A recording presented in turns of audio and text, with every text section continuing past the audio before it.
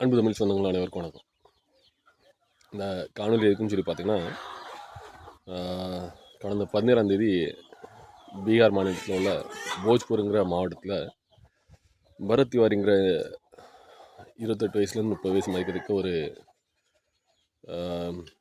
சமூக ஆர்வலர், ஒரு இளைஞர். அவர் வந்து காவல்துறையால் சுட்டு படுகொலை செய்யப்பட்டார். என்கவுண்டருங்கிற பேரில் 14ஆம் தேதி காவல்துறை அவரை கைது பண்ணதுக்காண்டி போகுது. ஆனால் அவர் கையில் ஆயுதத்தை வச்சு அச்சுறுத்துறாரு. அதனால் அவர் ஆனால் காவல்துறையோட அதை என்ன பதிவு பண்ணதுன்னா, அது அவர் மனநலம் பாதிக்கப்பட்டிருக்காரு அப்படின்னு சொல்லி காவல்துறை பதிவு செஞ்சுட்டு 17ஆம் தேதியே அவரை சுட்டு கொள்ளுது. அந்த இப்போ தற்போது வரைக்கும் ஒரு 4 காவல்துறை அதிகாரிகள் சஸ்பெண்ட் செய்யப்பட்டிருக்காங்க. அதை அங்கே இருக்க எஸ்பி இது தவறு நடந்திருக்கு, தவறுதலாக தான் அவரை சுட்டுட்டாங்க அப்படின்னு சொல்லி காவல்துறை எஸ்பி சொல்கிறாரு. நம்மளோட கேள்வி என்னென்னா, சட்டம் எல்லாருக்கும் பொதுவானது. நானோ இல்லை சமூகத்தில் இருக்க ஏதாவது ஒரு மக்கள் யாரையாவது ஒருத்தரை கொலை பண்ணிட்டாங்கன்னு சொல்லி தெரிஞ்சுனா அவங்க மேலே கொலை வழக்கு பதியப்படுது.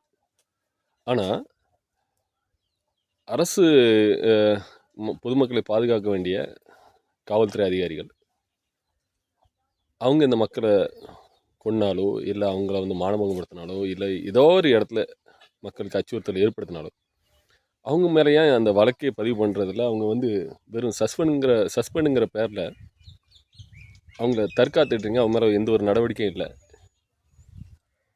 சட்டம் எல்லாருக்கும் பொதுவானது தானா? அரசு அதிகாரிகளுக்குன்னு சொல்லி தனி சட்டம் இருக்கா என்ற கேள்வி சாதாரண ஒரு மக்களாக யோசிக்கும் போது நம்மளுக்கு அது மனசில் ஒரு பெரிய ஒரு பாரத்தை ஏற்படுத்துது. சட்டத்துக்கு முன்னாடி எல்லாரும் சமம் அப்படின்னு சொல்லி பேசுகிறது ஒரு போலியான ஒரு வெற்று வார்த்தையோ அப்படிங்கிறது நம்மளுக்கு தோணுது.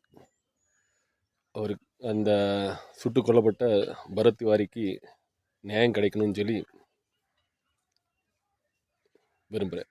நன்றி, வணக்கம்.